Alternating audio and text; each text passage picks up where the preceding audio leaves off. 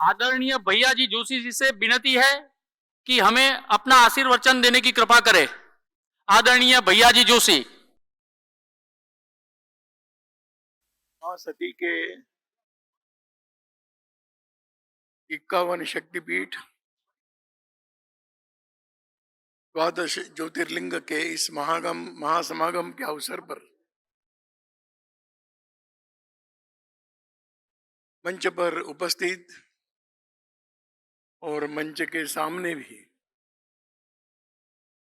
सभी पूज्य संत वृंद, अन्य सभी महानुभाव, स्थान स्थान से आए हुए सभी आचार्यगण,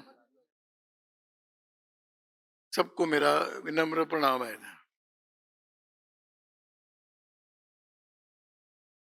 एक विशेष मुहूर्त पर ये कार्यक्रम संपन्न हो रहा है।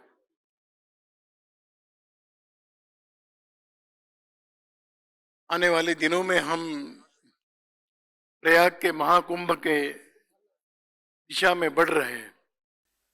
एक माना जाता है कि 144 वर्षों का एक महाकुंभ का एक चक्र होता है।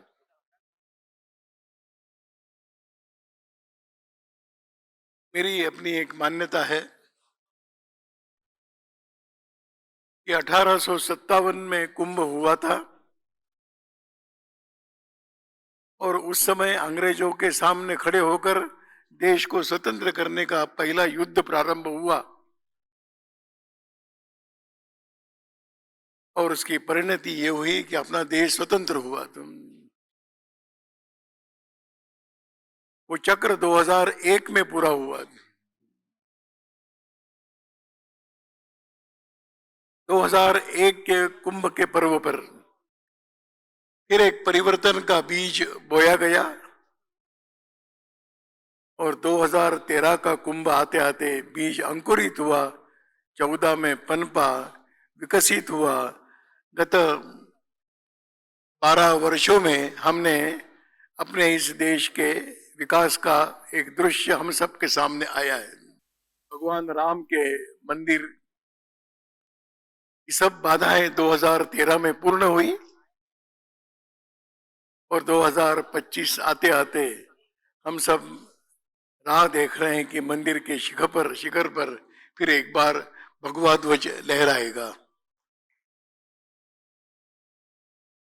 ये 2025 का कुंभ आ जाएगा।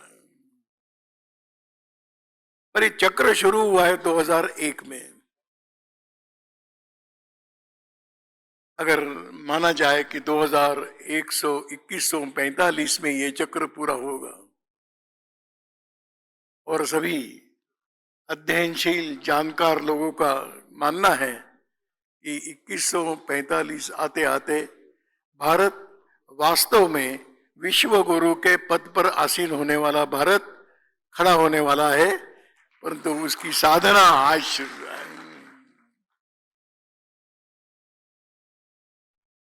भारत ये प्राचीन काल से मंदिरों का देश, धार्मिक आस्थाओं का देश। हम कल्पना भी नहीं कर सकते कि इस विशाल फैले हुए देश को एक राष्ट्र के रूप में शक्ति प्रदान करने वाली जो भी व्यवस्थाएं हैं इस समाज के अंदर, उसमें 51 शक्तिपीठ और 12 ज्योतिर्लिंगों का अपना एक महत्वपूर्ण स्थान है। करोड़ों करोड़ों हिंदू इन श्रद्धा स्थानों से जुड़े हुए हैं। हजारों की संख्या में लोग इन मंदिरों को केंद्र में रखकर अनुष्ठान करते हैं, व्रत रखते हैं, संकल्प करते हैं, एक ऊर्जा प्राप्त करते हैं। इस प्रकार के इन सारे शक्ति केंद्रों का आज भारत में अस्तित्व है और उसका परिणाम यह है कि सभी प्रकार के संकटों पर मात करते हुए भारत खड़ा है, आगे बढ़ने के लिए निकला है। ये उन सारी महाशक्तियों की कृपा है, उनके आशीर्वाद है। और और इसलिए मैंने कहा कि आने वाले कुंभ के पूर्व संध्या पर हम ये समागम महासमागम कर रहे हैं, ये भी एक बहुत शुभ संकेत। शुभ संकेत। भारत फिर अपनी सारी ऊर्जा के साथ, हिंदू समाज आत्मविश्वास के साथ खड़ा होगा और विश्व को भी सही मार्ग पर चलने के लिए नेतृत्व करेगा, प्रेरणा प्रदान करेगा। अनेक मनीषियों ने कहा है कि विश्व में अगर धर्म कुछ बचा है आज, तो वो केवल और केवल भारत के कारण बचा है। आज हम सबकी चिंता का विषय है कि अगर भारत में धर्म सुरक्षित नहीं रहा तो विश्व के मंच पर से धर्म ये संकल्पना ही समाप्त हो जाएगी और केवल मनुष्य रूप में रहने वाली असुरी शक्तियां ही इस विश्व को संचालित करेगी। लेकिन ये कभी होने वाला नहीं है, क्योंकि ईश्वरीय शक्तियों पर हमारा विश्वास, ऐसे शक्ति केंद्रों पर हमारा विश्वास है।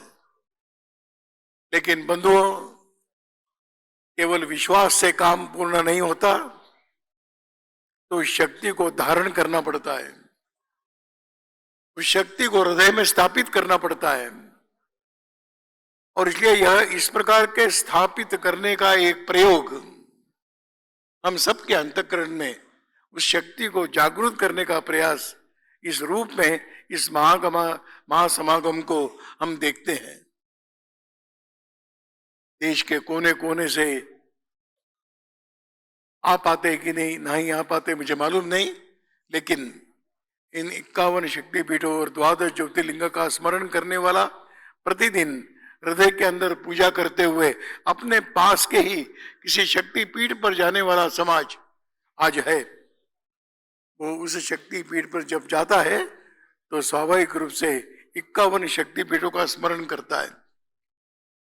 12 ज्योतिर्लिंग में से किसी भी मंदिर में जाएगा तो उसके मुख में सौराष्ट्र सोमनाथम च का ही श्लोक स्तोत्र उसके मुख से उच्चारण करता है। एक बहुत बड़ी शक्ति इन सारे केंद्रों में है। और सबसे बड़ी बात है कि ये एक राष्ट्र एक है, ये एक देश है, ये एक समाज है, इसका स्मरण कराने वाली ये सारी शक्ति केंद्र है और हम उसके भक्त हैं। हम उसके भक्त। मंदिर कोई देखने के लिए नहीं जाता, मंदिर कभी भी टूरिस्ट स्पॉट बनने नहीं चाहिए, बनने वाले नहीं है। मंदिरों में लोग दर्शन करने के लिए जाते हैं, देखने के लिए नहीं जाते। ये देखने की अवधारणा ये पश्चिमी जगत की है, दर्शन करने की अवधारणा ये हमारी भारत की है। इसलिए कठिनाइयों से पार करता हुआ वो जाता है वैष्णो देवी की यात्रा करने के लिए, वो जाता है बाबा अमरनाथ की यात्रा के लिए, वो जाता है सब प्रकार के कठिनाइयों में भी बद्रीनाथ, केदारनाथ, यमुनोत्री, गंगोत्री जाता है। क्या मिलता है उसे? जो मिलता है वो शब्दों में वर्णन करने लायक नहीं। अभागे वो है कि वो जाने के बाद भी समझ नहीं पाते कि मुझे क्या मिल रहा है, और भाग्यशाली वो है कि जो समझ पाते हैं कि मैं यहाँ आने से मैं क्या बन के जा रहा हूं। मैं समझता हूं कि ये भारत की धार्मिक आस्था के केंद्र, श्रद्धा के केंद्र, ये शक्ति पीठ केवल शक्ति कोई काल्पनिक नाम नहीं है, तो ये हमारे वास्तविक में ऊर्जा प्रदान करने वाली ये केंद्र है। इनकी व्यवस्थाएं अच्छी होनी चाहिए।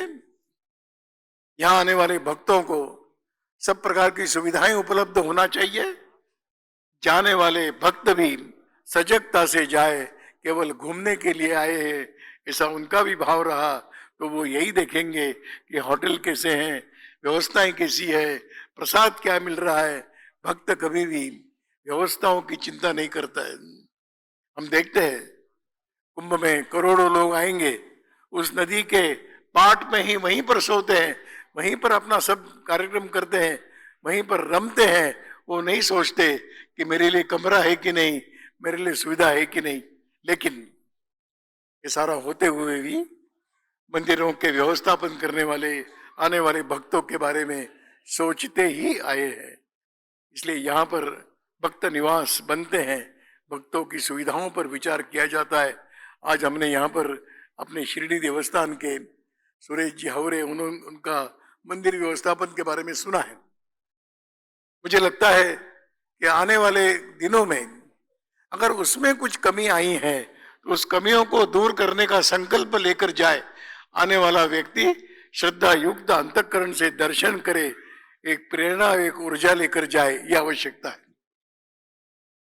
ये सारी शक्तियों की आराधना भी क्यों करना है? हम सबको एक संदेश देने वाले ये पर्व और ये मंदिर उसके प्रतीक है कि ये सारा हिंदू समाज एक है। आज किसी गलत धारणाओं के कारण अगर जाति बिरादरियों में बटा हुआ है, संकुचितता से घिरा हुआ है, हम शक्तिपीठों में, द्वादश ज्योतिर्लिंगों में जाकर हम यही कल्पना करके चलते हैं कि यहाँ पर आने वाला कौन है? नहीं, यहाँ पर आने वाला ईश्वर का भक्त है। अगर ये भाव विकसित होता है, सब प्रकार की विषमताएं समाप्त हो जाएगी। इसलिए हमारे मंदिर एकात्मता के, एक समाज के, एक राष्ट्र के संदेश देने वाले ये मंदिर आदि शंकराचार्य जी ने इस प्रकार की कल्पना करते हुए 4 धाम भी बनाए और इन 51 शक्तिपीठों को फिर एक बार जागृत करने का प्रयास उन्होंने किया, क्योंकि वो एक राष्ट्र बनाने का संकल्प लेकर चले थे। वो उस पूज्य आदि शंकराचार्य के हम अनुयायी है, हम अनुगामी हैं। ये सब प्रकार के भेदभाव से मुक्त, हम पंच महाभूतों की आराधना करने वाले सारे मंदिर हमारे ये पंच महाभूतों का स्मरण कराते हैं। वहां जल होता है, वहां पर कोई पशु पक्षी होते हैं, वहां पर वृक्ष होते हैं, वहां का वातावरण प्रफुल्लित रहे इसलिए हम धूप वगैरह जलाते हैं। वहां पर सब प्रकार की आराधना करने के लिए आकाश के नीचे बैठकर आराधना करते हैं। तो ये सारा प्रकृति का स्मरण उस मंदिर में जाकर होता है। ऐसे मंदिर ये केवल पूजा के केंद्र नहीं है, हमारे और जीवन की ओर देखने की दृष्टि प्रदान करने वाले इन सारे प्रकृति को भी हमने देवता माना है।